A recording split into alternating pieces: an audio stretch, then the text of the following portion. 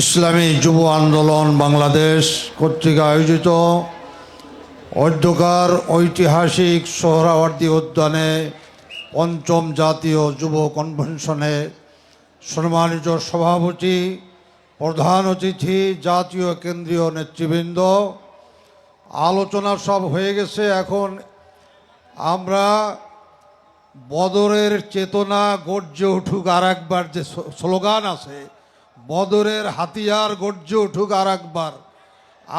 আমরা কারো কাছে দাবি করলে আর হবে না, কারণ ধোঁকাবাজ প্রতারক যত সরকার এসেছে তারা আমাদের দাবি পূরণ কেউ করে নাই।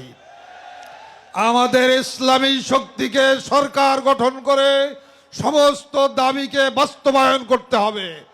আর তার জন্য ধোঁকাবাজি নির্বাচন আর এদেশে চলবে না।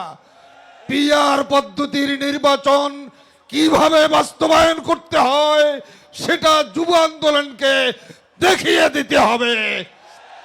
সোজা আঙ্গুলে ঘি ওঠে না, আঙ্গুল বাঁকা করতে হবে। পিআর পদ্ধতির বিকল্প বাংলাদেশে আর কোনো নির্বাচন হতে দেওয়া হবে না। আখিরু দাওয়ানা আলহামদুলিল্লাহ রাব্বিল আলামিন।